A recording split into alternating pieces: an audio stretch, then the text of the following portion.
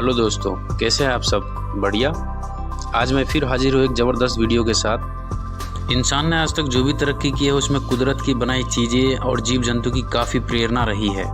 लेकिन क्या आपको पता है कुदरत से ही हम इतना प्रभावित क्यों हैं? क्योंकि कुदरत से बड़ा कलाकार और रचयिता कोई नहीं है। कुदरत अपने आप में ही अनोखी है। इंसान को धरती पर जन्म लिए 3 लाख साल हो गए हैं, लेकिन आज भी वो कुदरत की बराबरी नहीं कर सकता। इंसान ने मंगल तक झंडे गाड़े हैं, लेकिन कुदरत की कारीगरी की बराबरी कभी नहीं कर सकता। आज हम जानने वाले हैं कुदरत द्वारा रचित 10 अद्भुत घटनाएं। Norwegian dead Hering's. 2012 में 20 टन से भी ज़्यादा हेरिंग्स मछलियाँ नॉर्थ नॉर्वे के किनारे पर मरी हुई मिली, और ये सारी मछलियाँ वहाँ से रातों रात गायब भी हो गई। ये इतना बड़ा हादसा क्यों और कैसे हुआ, इसका खुलासा आज तक नहीं हो पाया। बहुत सारे साइंटिस्टों ने इस घटना को अपने एक्सपीरियंस के अकॉर्डिंग बताया, लेकिन कोई भी इस घटना को सही से एक्सप्लेन नहीं कर पाया कि 20 टन से अधिक मछलियाँ किनारे पर आकर कैसे मर गई और रातों रात वहाँ से गायब भी कैसे हो गई। 2009 में 2012 नाम की एक मूवी रिलीज हुई थी, जिसे आप में से बहुत सारे मित्रों ने देखा भी होगा। उस मूवी में दिखाया गया था कि 2012 में पूरी दुनिया ख़त्म हो जाएगी, और इतनी सारी मछलियों का डेथ भी 2012 जनवरी में हुई थी। और इस वजह से काफ़ी सारे लोग इस बात को मानने लगे थे कि 2012 में दुनिया ख़त्म होने वाली है। कुछ एक्सपर्ट का कहना है कि तेज़ तूफान के कारण ये मछलियाँ किनारे पर आ गई होंगी। वहीं दूसरे लोगों का कहना है कि कोई बड़ी सी मछली इन सभी मछलियों का पीछा किया होगा और इस वजह से ये किनारे पर आ गई और मर गई। तो किसी का कहना है कि ये बीमारी से भी हो सकता है मरा हुआ होगा। मगर ये सारी बातें एक गेस है, सच्चाई किसी को पता नहीं दोस्तों। सी फोम यानी कि समुद्री झाग। समुद्री झाग बनना एक नेचुरल फिनोमिनन है। जी हाँ, इसके पीछे कई सारी वजहें बताई जाती है, जैसा कि पानी में मरे जानवरों के प्रोटीन की वजह से, और पानी में केमिकल का होना, या नमकीन पानी की हलचल की वजह से भी पानी पर झाग बन जाता है।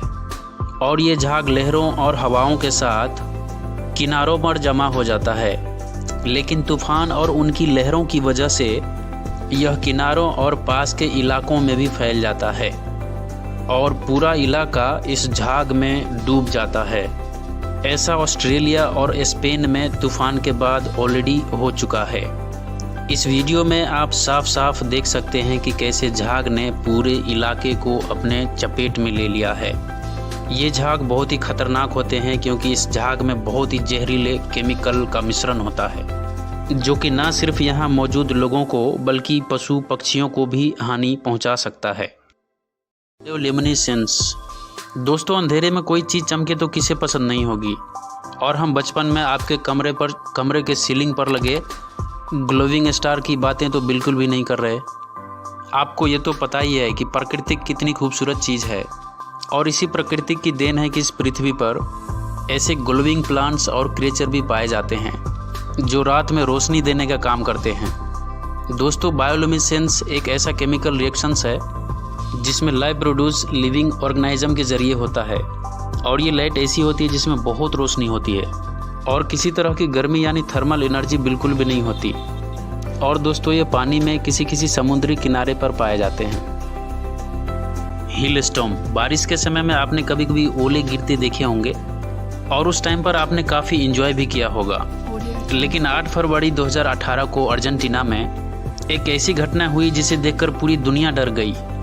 यहाँ पर शाम के समय थोड़ा बारिश होना शुरू हो गया, और उसी के साथ छोटे छोटे ओले भी पड़ने लगे। लेकिन कुछ ही समय के बाद ये छोटे छोटे ओले ने अपना आक्रामक रूप धारण कर लिया, और तेज़ हवा के साथ साथ एक टेनिस बॉल आकार के ओले गिरने लगे। ये ठोस ओले इतने बड़े थे कि अगर किसी के सर में लग जाए तो उसका सर ही फट जाए। ये ओले जहाँ पर भी गिर रहे थे उस वजह से भारी नुकसान ही हो रहा था। इतने बड़े ओले होने की वजह से कुछ गाड़ियों के शीशे टूट गए, बहुत से लोगों के सर भी फटे, और बहुत से लोग सीरियस रूप से इंजरी भी हुए। इस तरह की घटना बहुत बार देखने को मिले, लेकिन अर्जेंटीना के जैसे साइज़ के ओले कहीं नहीं देखने को मिले।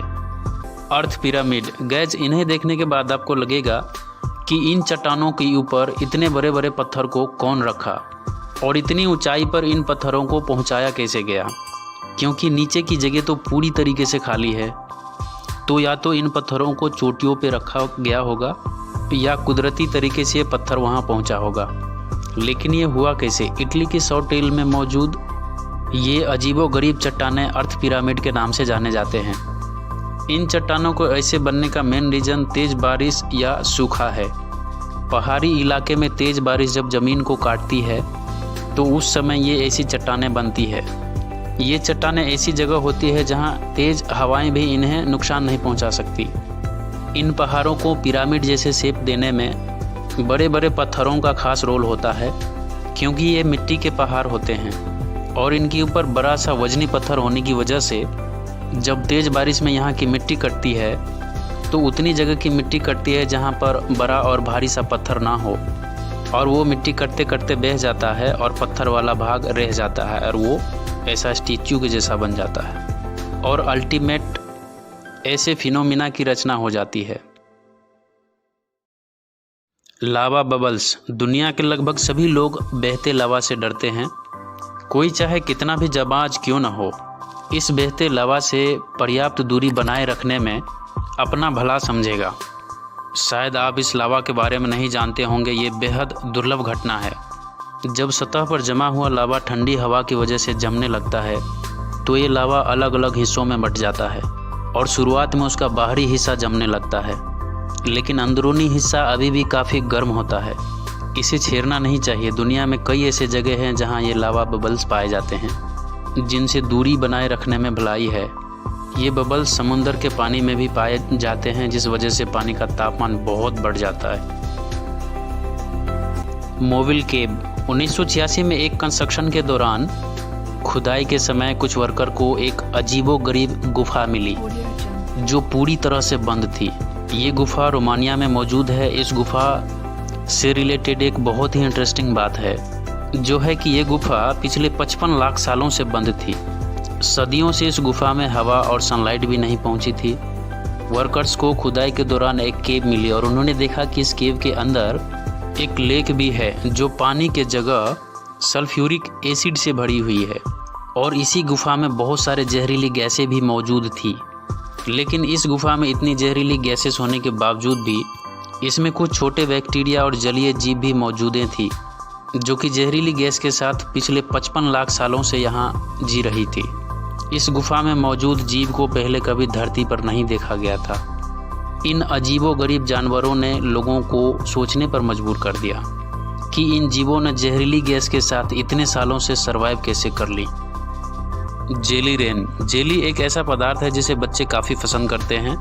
जेली से बने काफ़ी पदार्थ हम खा सकते हैं, लेकिन क्या इस दुनिया के सभी जेली से बने कुछ चीज़ें हम खा सकते हैं? तो जवाब है नहीं, क्योंकि जेली हमारे लिए घातक भी हो सकता है। खैर, आज हम वाशिंगटन अमेरिका में हुए घटने के बारे में बात करने वाले हैं। जब एक आम सा दिन था और बारिश शुरू हो गई।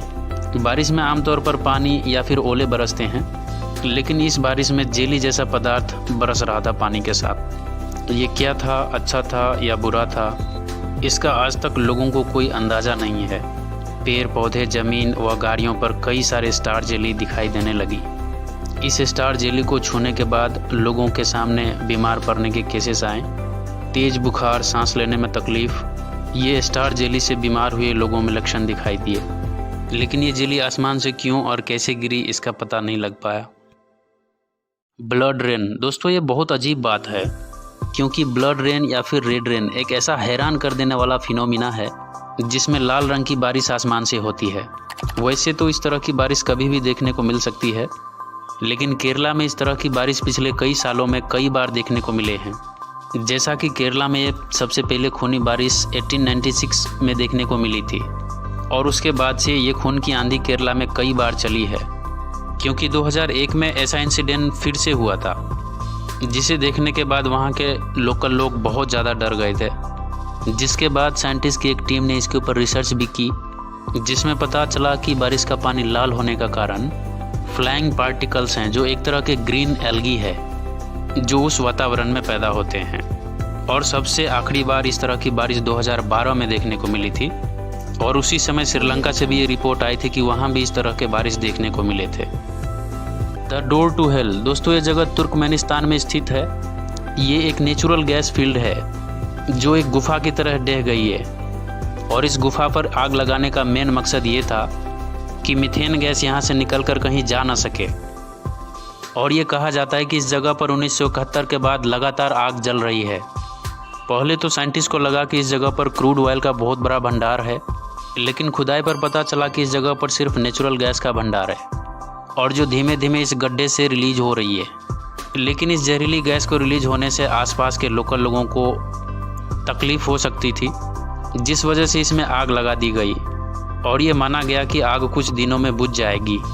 लेकिन आज 4 दशक से भी ज़्यादा समय हो गया है और आग बुझने का नाम नहीं ले रहा। और अब ये टूरिस्ट के लिए इतना पॉपुलर जगह बन गया है कि हर साल यहाँ पर 50 से 60 हज़ार लोग देखने के लिए आते हैं इस अजीबोगरीब घटना को।